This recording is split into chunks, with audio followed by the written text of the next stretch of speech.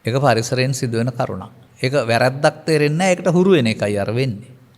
නමුත් වැරද්දක් බව තේරුම් කරලා දුන්නොත් හදා ගන්නත් පුළුවෙනි. නමුත් ඒ පරිසරයේ ආශ්‍රිතව ගත් කල මෙන්න මේ විදිහට අර ඒ මොහොතට එන හැඟීම භාවිතා කරන්නට බොහොම පහසුයි පෘථග්ජනයාට. ඒක වරදක් වුන් දකින්නේ නැහැ. මන්දයත් ඒ මොහොතට වුන්ට එය මමයි. මම ආවිත යමෙක් පරදින්න සූදානම් නැහැ. කොක්කෙන් හරි කෙක්කෙන් හරි දිනන්නයි හදන්නේ. ඒ නිසා මේ චරිතවල තථාගතයන් වහන්සේ ගැඹුර විග්‍රහ කරනු ලබන්නේ. ලෝභ දේශ මොහයන් මමත්වෙන් භාවිතා කරන කියන අර්ථය තමයි මේ මලමිනී කියලා කියන්නේ. නැතුව මැරිලා නැහැ නේ ඒගොල්ලෝ. ඒ මృత කලෙබරේ කියන අර්ථයෙන් චවෝ කියන වචනේ පාවිච්චි කරන ගත්තාම එතකොට වුන් ජීවත් වෙනවා. නමුත් වුන් හැම විටම පාවිච්චි කරන්නේ ගත වුණා වූ අතීතෙන් එන්නා වූ කාම විතර්කය, ව්‍යාපාද විතර්කය, විහිංසා විතර්කය. මේ තුනටම එකතු වෙලා ප්‍රශ්න විසඳන්න යන අය. එහෙම වුණාම සාමයෙන්, සමගියෙන්, සමාදානයෙන්, ආදරෙන් පිරුණ ජීවිතයක් එතන තිබෙන්නේ නැහැ. ඉතින් ලැබිලා තියෙන ජීවිතය නම් හදාගන්න අනතුරුව ධර්ම ශ්‍රවණය කරලා දරා ගන්න අවශ්‍ය ශක්තිය පුරුදු කරගන්න වෙනවා. දැන් මේ දේවතාවට නම් මේ මලමිනිය හදා ගන්න වෙනවා. මේවා මෙහෙමම තියෙනවා කියලා අපි කියන්නෙත් නැහැ, බුදුන් වහන්සේ වදාරන්නෙත් නැහැ. මේ පවතින තත්ත්වයක් පෙන්වන්නේ. හොඳයි කල්යාණ මිත්‍ර සේවනයක් ලැබුණොත් මේ පුරුෂයාගේ ස්වභාවය කාන්තාවට වැටහුණොත් Tamanට වඩා ඉදිරියෙන් දියුණුවෙන් ඉන්නේ, මූණ ලස්සනයි, දිරණ බවක් පෙනෙන්නේ නැහැ, ලෝකයාගේ චෝදනා ලැබෙන්නෙත් නැහැ කියලා මමත් එහෙම වෙන්න ඕන කියලා හිතුනොත් එහෙම. මොකද මේ පුද්ගලයෙක් කියන්නේ වෙනස් කරන්න බැරි ගලක් නෙමෙයිනේ, මේ චරිත ලක්ෂණනේ. චරිත ලක්ෂණ වලට ඊට පස්සේ අදාළ ආදර්ශය ලැබුණොත් ඔහුටත් මේ දේවියා වෙන්න පුළුවන්කමක් තිබෙනවා. මේකත් 50% සාර්ථකත්වයක් පවතින එකක් කරුණාව 100% සාර්ථක ජීවිතයක් වෙන්නේ නැහැ. මොකද පාලනයක් නැති කෙනෙක් සමග පාලනයක් ඇති කෙනෙක් වාසය කරන්නේ. මම දකින්නේ හුඟක් සමාජවල මේ තුන තමයි තිබෙන්නේ අදත්. එදා පමණක් නෙමෙයි අදත් මේ සමාජය තුළ පෘථග්ජන සමාජය නම්. ඒ කියන්නේ පාසල් ගියාට, බුද්ධ ආගම ඉගෙන ගත්තාට ස්වභාවයෙන්ම මේවට ඇතැම් හුරු වෙනවා. බොරුවට හුරු වෙනවා, හොරකමට හුරු වෙනවා, පිරිමි පක්ෂ නම් බොහෝ විට මත්පැනටත් හුරු වෙනවා. ඒ වගේම පෘථග්ජන ස්වභාවයේදී අනිකුත් කාමීත්‍යාචාරයටත් හුරු වෙනවා සමහර විට. ඒ වගේම මසුරු මල සහිත වෙනවා සමහර විට. ඒ වගේම පූජ්‍ය පක්ෂයේ දොස් දකින්ට ඉගෙන ගන්නවා කාගෙන් හරි. එහෙමත් පවතිනවා. එතකොට එය සමාජයේ ජීවත් වෙමින් හදාගත්ත චරිත ලක්ෂණයක අනාගතයයි මේ ප්‍රදර්ශනය කරන්නේ. දැන් මේ තත්ත්වයන් තේරුම් අරගන්න. නිවන් මගට යා නොහැකි චවෝ චවා. චවෝ දේවියා අර්ධ වශයෙන් උත්සාහ කළ හැකි. දේවෝ චවා අර්ධ වශයෙන් උත්සාහ කළ හැකි. එතකොට මේවා ලැබෙන්නෙම කිසියම් ආකාරයක ගිනි ගොඩක් සහිත ජීවිතයක් දැන් ඉතින්. දැන් මම මේක පැහැදිලි කරන්න කැමතියි මෙහෙම. ඔන්න ඔය ලෝභ දේශ මොහ නැමැති ගින්න සහිත ජීවිතයක් ගත කරනකොට තමයි ගිහිගේ ගිනි ගයක් කියලා කියන්නේ. එහෙම නැතුව සම්පූර්ණයෙන්ම මේ සුදු ඇඳගෙන නැත්තම් අපි වගේ වර්ණ ඇඳගත්තේ නැති ඒවා ගත කරන ඔක්කොම ගිනි ගයක් කියන එකක් මේකෙන් කියවෙන්නේ. ඒ බාහිර ගිනි නෙමෙයි මේ කතා කරන්නේ. අර ගිහි කියන පුද්ගලයා ගන්න පෘථග්ජන කියන අර්ථයෙන්. ඔහු පාවිච්චි කරන්නේ ලෝභ හැඟීම, මෝහ හැඟීම, ද්වේෂ හැඟීම. එතකොට ඔහුගේ හිතේ ගිනි තිබෙනවා, අනිත් අයටත් ගිනි ඇවිලෙනවා. එහෙමයි ගිහිගේ ගිනි ගයක් වෙන්නේ. නැත්නම් බුදුන් වහන්සේ වදාළ පරිදි හිත හදාගන්න පැත්තට යන්න ගියොත් ඔය ගිහි ගයක් පැවිදි ගයක් වගේ වෙනවා. අපට වෙන්න ඕනේ ඒකයි. එහෙම නැතුව සියලුම අය පැවිදි කරන්න හරි සියලුම ගෙවල් පන්සල් කරන්න හරි ඕන නැහැ. පන්සල් කරන්න ඕන නෑ විහාරස්ථාන වාගේ කරන්න පුළුවන්. ඒ බාහිර සැරසිල්ල වලින් පමණක් නෙවෙයි. මේ මිනිස් චිත්තසංතානය බුදුන් වහන්සේ වදාළ පරිදි පාලනයකට යටත් කොට ගැනීම. එදිනදා ජීවිතයේදී Taman උපදින හැඟීම් තමා බව තේරුම් අරගෙන මම යනු ශරීරය නොව Taman තුල උපදින්නා වූ හැඟීම් බව තේරුම් අරගෙන ඒ හැඟීම් වල භාවිතා නොකළ යුතු සහ කළ යුතු දෙපැත්තක් තිබෙන බව තේරුම් අරගෙන භාවිතා නොකළ පැත්ත භාවිතා කිරීමෙන් අපායගාමී වෙන බව තේරුම් අරගෙන භාවිතා කළ යුතු පැත්ත වැඩි දියුණු කිරීම තුළින් Tamanට ඉසා යහපතක් සිදු වෙන බව තේරුම් අරගන්න. ඒ විදිහට හරි ලස්සන විග්‍රහයක් මේක තුළ මම දකින්නේ ලබාගත් ජීවිතය තුළම සැනසීම කරා යන්නට අවශ්‍ය චරිත ලක්ෂණ දෙකක් එක්තැන් කරන්න පුළුවනි නම් ඊළඟ පදයට ගියාම මම හිතනවා තෝරගන්න පුළුවන් වෙයි කියලා. කතංච බික්කවේ දේවෝ දේවියා සද්දින් සංවස දැන් අර්ථය ඔබට කියන්න ඕන නෑනේ මේ පැහැදිලි කරපු කරුණ අනුව ගත් කල. එහෙමනම් ඒ අය හැදුණු පරිසරය තරමක් හොඳයි. සමහර වෙලට බුදු සමය වැනි වර්තමානයේ ගැලපුවොත් බුදු සමය වැනි පැත්තකින් යමක් තේරුම් අරගෙන සසරින් ගෙන අපුරුද්දක් සමග යම් ආකාරයක මව්පියන් ගාවත් තිබෙනවා හරි ගන්න තියෙන ආදර්ශ. සමහර සෙනෙහවන්ත මව්පියන් ඉන්නවා කිසි දවසක සැමියාට හෝ බිරිඳට අතක් උස්සන්නේ සැරවැර දාන්නේ නැහැ. දුක සැප දෙකේදී ළඟින් ඉන්නවා. එතකොට ඒ අම්මගේ තාත්තගේ තියෙන ලෙන්ගතුකම දරුවන්ට පෙනෙනවා. එතකොට ඒගොල්ලොත් කල්පනා කරන්නේ අපේ තාත්තට අම්මා ලැබිනා ඉන්නවා වගේ. අම්මට තාත්තා ලැබිලා ඉන්නවා වගේ සහායක් මටත් ලැබෙනවා නම් කියලානේ. එතකොට සම්පූර්ණයෙන් මේක පුද්ගල ක්‍රියාකාරීත්වයක් නෙමෙයි.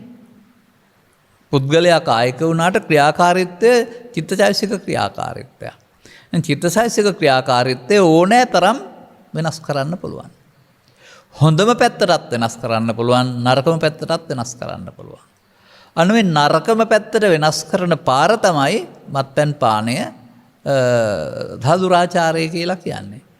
ඒ සොරකමට ගියොත් හරි පරුස වචනට ගියොත් හරි එවෙන් වැඩෙන්නේ ද්වේෂ චරිතේ ද්වේෂසහගත බව මුලක් බවට පත් වුනහම ඒක හැම මොහොතේදීම මතුවෙනවා.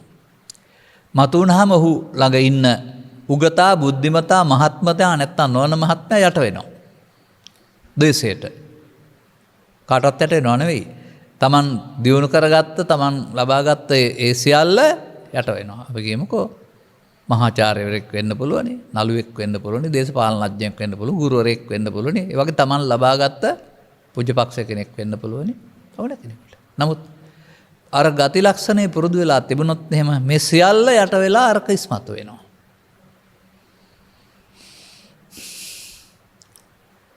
ඉතින් මේක තේරුම් ගන්න ඕන Taman ළඟ මෙබඳු තත්ත්වයක් තිබෙන බව කැඩපතකින් මුහුණ පෙනෙනවා වගේ Tamanගේ යම් යම් අවස්ථාවල මතුවෙන මේ චරිත ලක්ෂණ ග්‍රහණය කරගන්න වටහා ගන්න පුළුවන් නම් Taman මෙබඳු දුර්වලයෙක් කායික දුර්වලයෙක් නෙවෙයි අධ්‍යාත්මික වශයෙන් මෙබඳු දුර්වලකම් පෝෂණය කරගත්ත අඩුපාඩුවක් තියෙන කෙනෙක් වශයෙන් Taman තේරුම් ගැනීමම උදව් වෙනවා උපකාර වෙනවා. ඒ තේරුම් ගැනීමේදී දැන් ඔවුන්ට ගමනක් තිබෙනවා.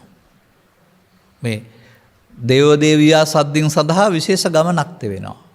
මන්දයත් ඒ අයගේ ලක්ෂණ පෙන්වන්නේ සම්මාදිට්ඨික ලක්ෂණ. පින්පව් විපාක විශ්වාස කරන ලක්ෂණය. ඒ වගේම ආපු හැඟීමක්කට එකතු වීම තුළින් සිදුවන හානිය දකින අය. අර අනත්ත ජනනෝ ලෝභෝ ලෝභං චිත්ත පකෝපනෝ අනත්ත ජනනෝ දෝසෝ දෝසං චිත්ත පකෝපනෝ අනත්ත ජනනෝ මෝහෝ මෝහං චිත්ත පකෝපනෝ කියන එක අත්දැකීමෙන් දන්න අය. එදිනෙදා ජීවිතයේදී මතුවෙන ගැටලු වලට නීත්‍යානුකූල විසඳුම් ඇරුණාම ලෝභ දේශ මෝහ මූලික විසඳුම් ලබන්නේ නැති චරිත වෙන්නට ඕන උගත් බුද්ධිමත් සමාජය. බෞද්ධ සමාජය. මතක තබා ගන්න. අන්න මෙතනින් එහා පැත්තට ඊට පස්සේ තව ටිකක් අවශ්‍ය වෙනවා මේ දිව්‍ය ලෝකේ හදාගන්න. දැන් අර අපායක් නේ හදාගත්තේ චව එකතු වෙලා. අර ඊට පස්සේ පවතින එක භාගයක් අපාය භාගයක් දිව්‍ය ලෝකේ භාගයක් අපාය දවස් දිව්‍ය ලෝකනේ. දැන් මේ ඊට වඩා වෙනස් හැඟීමක්. දැන් මෙබඳු තත්ත්වයන් හොයන්න ඕන නේද? ජීවිත අවසානයේ දක්වාම ඔබ ජීවත් වෙන්න හදන්නේ සැමියෙක් සමග නැත්තම් බිරියක් සමග නම් එයා සහයෝගය දක්වන කෙනෙක්, ගැළපෙන කෙනෙක් වෙන්න ඕන කියලා කියනවා නේද? එතකොට මා දකින්නේ දුටු පමණින්, හැඩ වැඩ දුටු පමණින්, ධනය තිබුණු පමණින්, රැකියාවක් තිබුණු පමණින්, හිත ගිය පමණින් නෙවෙයි මේ එක්වීම වෙන්න ඕන කියන එක. වර්තමාන සමාජයේ එහෙම පොඩි දෙයකින් අනිත් සියල්ල බලන්නේ නැතුව එකතු වෙනවා. එතකොට ගැළපුණේ පොඩි දෙයක් විතරයි, නොගැළපීම් 95ක් විතර. අනිත් පස්සේ එකතු වෙලා නීතියෙන් එකතු වෙලා බැලුවාම දැන් ගලපන්න බැරි නම් දැන් ඒවා මතු වෙනවා පෘථග්ජන මට්ටමේදී. අන පෘථග්ජන මට්ටමේදී මේක මතු වෙන එක තමයි මේ දෙන්න දෙමාල්ලෝ දුරස් වෙන්න සහ ලෙන්ගතුකම ඈත් වෙන්න පිරෙහෙන්න හේතුව වෙන්නේ. නමුත් ඔවුන්ට මේ අපි කතා කරන බුදු සමයේ තේරුම් අරගෙන එකතු වෙන්න පුළුවන් නම් එතනින් එහා පැත්තට නරක පැත්තට මේ ඔවුන්ට හොඳ පැත්තටත් වෙනස් වෙන්න පුළුවන්. ඇයි මේ චරිත ලක්ෂණ කියන්නේ සිත සිතුවිලි විනා ශරීරයක් නෙවෙයිනේ, ගස්ගල් නෙවෙයිනේ. එන් සිදුවන හානිය පැහැදිලි වෙනවා නම්, ධර්මස්සවණයට ලැබියාවක් තිබෙනවා නම්, ඊට පස්සේ මේ බුදුන් වහන්සේව දාලා දහම් කරුණ ටික ගත්තාම තවදුරටත් එදිනදා ජීවිතයට දුර්වලකම් ඉවත් කොට ගලපා ගන්නට. දැන් එතන බලන්න අර අපි පැහැදිලි කරුව වෙනත් සූත්‍ර දේශනා අරගෙන එබඳු පරිසරයක නම් මේ දෙදෙනා ජීවත් වෙන්නේ උදේ සිටන් හවස දක්වා මුණ ගැසෙනවා. කෙනෙක් වැඩට යනවා, අනිත් කෙනා ගෙදර ඉන්නවා වෙන්න පුළුවන්, නැත්නම් නැවත මුණ ගැසෙනවා. නමුත් මේ මුණ ගැසෙන අවස්ථාවකදී ඔවුන් දුටු විට උපදින්නේ ප්‍රසාදයක් නම්, ලෙන්ගතුකමක් නම්, අත උස්සවන්න හිතෙන්නේ නැතිකමක් නම්, එතකොට ඒ හැම වෙලාවම සිත තිබෙන සතුටින්නේ. දැන් ගෙදරට එන විට හෝ ගෙදර ඉන්න විට හෝ උදේ අවදි වූ තැන් පටන්ම තමන්ගේ චිත්තයේ තියෙනා වූ අර මල අදහස් මතු කරන චරිතයක් සමග නම් වාසය කරන්නේ.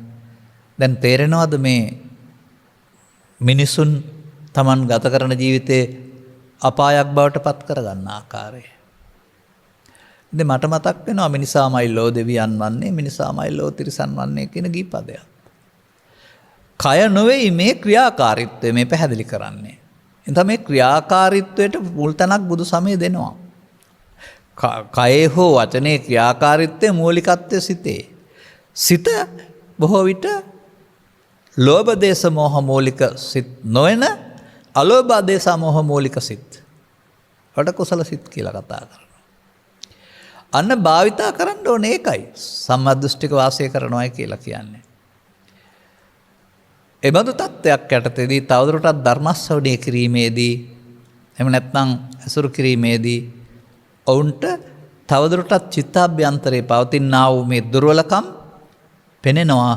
මොකද ළමා කාලේ සිට යම් කාලයක් දුරට එනතුරු මේවා නැපි කෙනෙක් නැහැ. ස්වභාවයෙන්ම පෘථග්ජනයයි කියලා කියන්නේ ලෝභ මූලිකයි, දේශ මූලිකයි, මෝහ මූලිකයි, බලවත් නැහැ, භාවිතා කරලා පුරුද්දක් නැහැ. නමුත් සතුරෙක් සැඟවී සිටියේ නාසේ. මේ චරිතවලට මේ ස්වභාවය අපි දැකලා තිබෙනවා. වත්මන් පේන්නට නැති වුණාට යම් මොහතක එන්නට මූලයන් තිබෙනවා චිත්තාභ්‍යන්තරය. එතකොට ඒ කෙබඳු අවස්ථාවකද එන්නේ? බිරිඳ නිසාද, සැමියා නිසාද, පරිසරය නිසාද, බඩු මිල ඉහළ යාම නිසාද, පහළ යාම නිසාද, දේශපාලනය නිසාද? තම තමන් තේරුම් ගන්න ඕන තමන්ගේ මේ තමන්ට වද දෙන්නා වූ හැඟීම් ඉස්මතු වෙන්නේ මොන කාරණේ නිසාද කියලා. අන්නේ කාරණේදී එන්න එපා කියන්න එපා. මේ හැඟීම් වලට එන්න එපා කියන්න එපා. බුදුසහම එහෙම පෙන්නන්නේ නැහැ. නොදන්නා කාලය තුල තැන්පත් කරගත්තා වූ මේ ගති ලක්ෂණ සංගවා තබාගෙන විනාශ කරන්නට බෑ. එන්න ඇරලා සැඟවෙන්න නොදී අතහරින්න පුළුවන්. අන්නේ න්‍යාය භාවිතා කරන්නේ නම් ආරම්භයේදී මුලපටන්ම අගට නොයා මහලු භාවයට යනතුරු නොසිට එනම් ඔවුන් හදන්න පුළුවන් අය. ඔවුන්ට පරිසරයේ ඒවා තරම් ගැටුම් ඇති වෙන්නේ නැහැ. දේවෝ දේවියා සද්දින් ගත්තාම නමුත් පරිසරයෙන් පිට ගියාපුවාම අර Tamanට නොගැලපෙන, Tamanගේ සිතට නොගැලපෙන, Tamanගේ හිතට අල්ලන්නේ නැති කියන මේ පාරිසරික කරුණු මැත්තේදී Taman ළඟ හැඟවුණ කොටස මතුවෙනවා.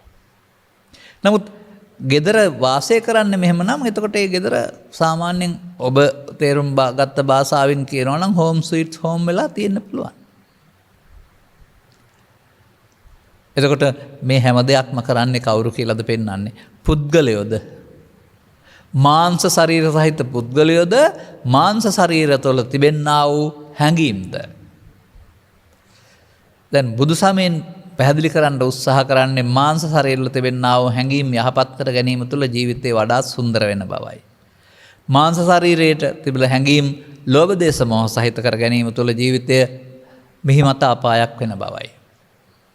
මේ දෙපැත්තම තරමක් දුරට පාලනයක් තුළ එන්න පුළුවන්. දැන් මෙතනින් එහා පැත්තට බුදුරජාණන් වහන්සේගේ අවවාදය මේවා ඔක්කොම මරන්න පුළුවන්.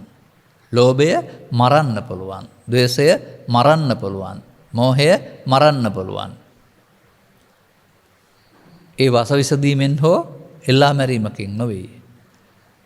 අන්න බුදුරජාණන් වහන්සේ මිනිසාට දේශනා කරන ලබන්නේ මේ තුන ඔබ දුකටපත් කරනවා, මේ තුන ඔබෙන් ඉවත් කරන්න.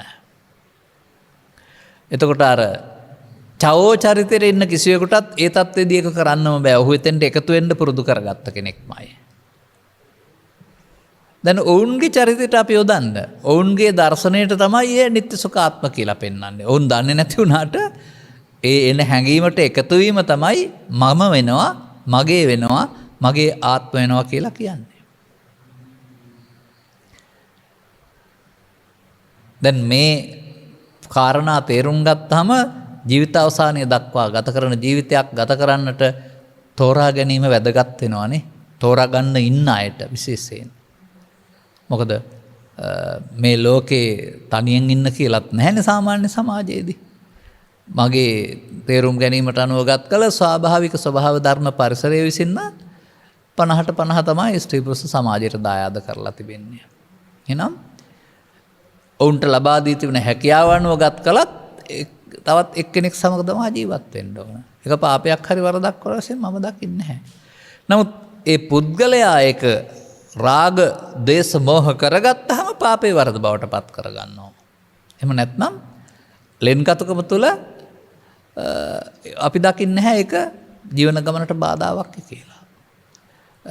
තව එහාටත් ඒකින් එහා පැත්තට කල්ලෙන විට ඒවට යම් කිසි ආසක්ත වුණ බවක් හෝ ගිජු බවක් තිබුණා නම් ඒවත් ධර්මයේ තේරෙනකොට කල් ගත වෙන විට අනවශ්‍ය දේවල් බවට පත් වේවි.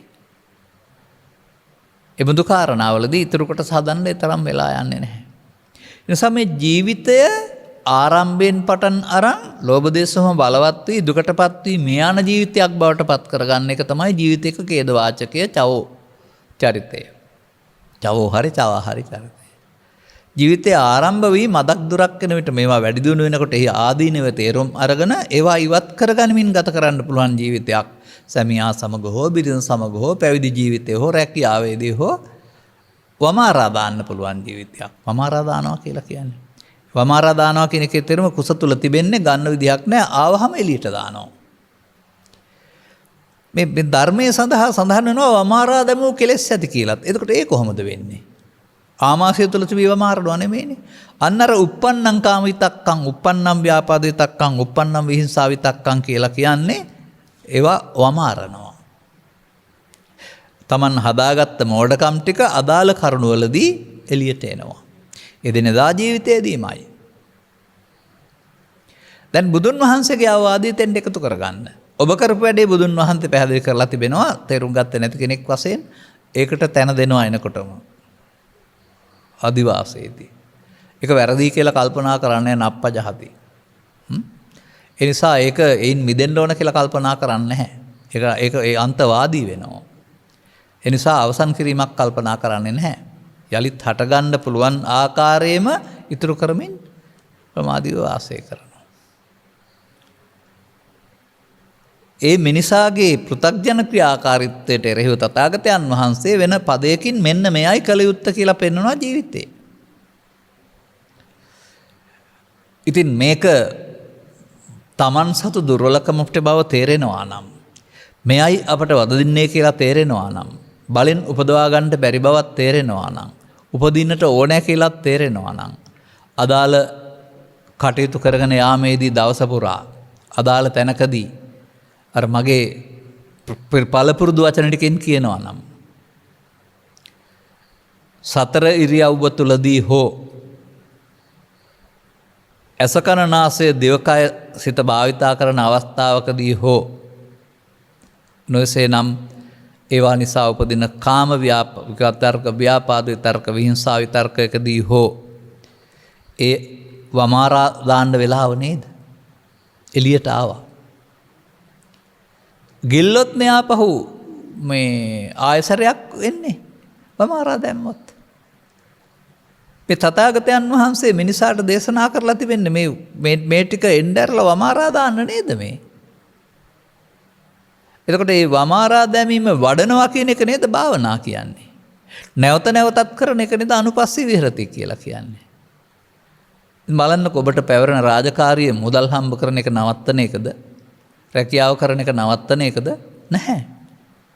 උපන් කාම විතර්කය, උපන් ව්‍යාපාද විතර්කය, උපන් විහිංසා විතර්කයකට එකතු නොවෙමින් ඔවුනොන්ට සහයෝගය දක්වමින්. දැන් කෙනෙකුට ඉපදිනකොට ඕක පෙනෙන්නේ නැහැ, අනිත් කෙනාට පේනවා ඉපදිලා නැත්නම්. එතකොට ලෙන්ගතකමින් පෙන්වන්න පුළුවනි. බිරිඳට සැමියාට පෙන්වන්න පුළුවනි, සැමියාට බිරිඳට පෙන්වන්න පුළුවනි. ඒ නිසා මේ වචනේ තේරුම් ගන්න. වමාරා දානවා කියන එකෙන් කියවෙන්නේ ඉවත් කරනවායි කියන එක. කොහොමද වෙන්නේ? මෙන්න මේ මොහොත නැත්නම් මේ අවස්ථාව යොදා ගැනීමට තමයි සමාජයට සංකීර්ණව මෙතෙන්ට එලමෙන්ට අපහසු වෙලා තිබෙන්නේ. මන්දයත් ඒ පුහුණු නොකළ අභ්‍යාසයක්. පුහුණු කළ අභ්‍යාසයක් නෙවෙයි. පුහුණු නොකළ. සංසාරේ කවදාවත් පුහුණු කරලත් නැහැ, ජීවිතේත් පුරුදු කරලා නැහැ සමහර වෙලාවට. ඉතින් කොහොම පළවෙනි වතාවට කරන්නේ? නමුත් තේරෙනවා නම් මේ බුදුන් වහන්සේලා වදාරන මාවත ඍජුයි නැත්නම් ප්‍රතිඵලදායකයි කියලා. එහෙනම් ඒක පුරුදු කරන්න කියලා නෙමෙයි කියන්නේ. වඩන්න කියන්නේ පුරුදු කරන්න කියන එක. දැන් මේකේ තිබෙනව නේද වචනයක් මේ සම්දිටු කියන වචනයක්. යහපත් දැකීමක් කියන අර්ථය. අන්නේ දැකීමේදී ඔවුන්ට අවබෝධයක් තිබෙනවා මේ කය මේ කටයුතු කරනවා නෙවෙයි, ඒ මොහොතට උත්සන්න වෙන හැඟීම විසින් කායව පාලනය කරමින් ලොකු අමාරුවක වටනවායි කියන එක. එහෙනම් මේ උත්සන්න වෙන හැඟීම් වලට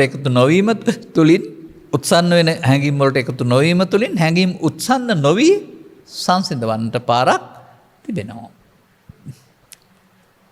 බුදුරජාණන් වහන්සේ ඒකට වචනයක් යොදනවා සංස්කාර අනිදුක්ඛ අනාත්ම වශයෙන් දැකීම කියලා. කල්ප ගානක් ඈත ගිහින් දකින්න ඕන දෙයක්, මහාන වෙලා අවුරුදු 50කට පස්සේ දකින්න ඕන දෙයක්, වනාන්තරය ගිහින් දකින්න ඕන දෙයක්, පෙරම් පෙරලා දකින්න ඕන දෙයක් කියලා ඔකට මහ විශාල අගයක් එකතු කරන්නේ නැතුව සාමාන්‍ය දෙයක් වශයෙන් දකින්න ඉගෙන ගන්න. භාවිතය. ඒ නිසා මතක තබා ගන්න භාවිතෝ බහුලීකතෝ. නිකම් බෑ. බොහෝකට භාවිතා කරන්න ඕන. භාවිතා කරන්න නම් වාඩි වෙලා ඉඳලා හරියන්නේත් නැහැ. අවස්ථා උදා කර ගන්න ඕන. මේ නිසා මම දකින්නේ එදිනෙදා ජීවිතය. තේරුම් අරගත්ත පුද්ගලයාට මේ උප්පන්නං අවස්ථා තුන උපදින විට අන්න වමාරා දාන්න අවස්ථාව. හංගල වමාරා දාන්න බෑ.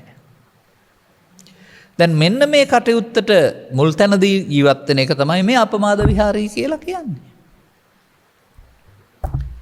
බලමුකෝ අපි අපේ ඔබේ ජීවිතවල මේ චරිත ලක්ෂණ ඇති කරගෙන ඒ තුලින් ඔබ සාමීන් සමගින් වාසය කරනවා නම් අසල්වැසි අයන් ආදර්ශ ගන්නෙ නැද්ද?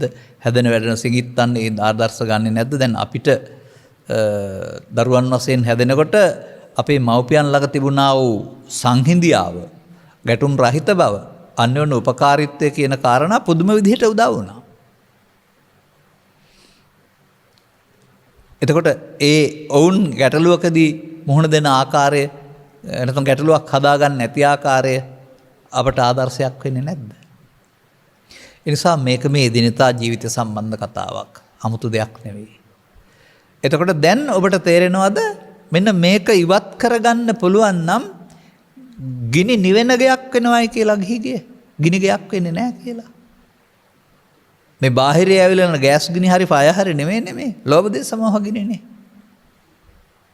එතකොට ඒ ගිනි උපදින විට දෙදෙනෙක් එකතු වෙලා ගිනි අවුලවන්න පුළුවන්. තවදුරටත් වචනට වචනේ ක්‍රියාවට ක්‍රියාව ප්‍රතික්‍රියා දක්වන්න යාම තුළ. ඒක තමයි චවෝ චවාචරිත ලක්ෂණය. නමුත් චවෝ දේවියා තියෙනකොට එක පැත්තක් පාලනයක්, දේවෝ දේවියා තියෙනකොට දෙපැත්තෙම පාලනයක්. එතකොට මා හිතන්නේ අර ඔබ හිතන ඒක පසුගිය වසර 20-30කට පෙර තිබුණා වූ පටුවාදී ආකල්පයක් ඒක. ඒ කියන්නේ සුදු ඇඳුම් ඇඳගෙන ඉන්න ගෙදර ගිනි ගයක්. ඒ හින්දා ඔකට කැලේටම යන්න ඕන කියන ආකල්පෙන් තමයි ඔක පාවිච්චි කළේ. නමුත් මේ චවෝ චවා සමග ගෙදර ගිනි ගයක්.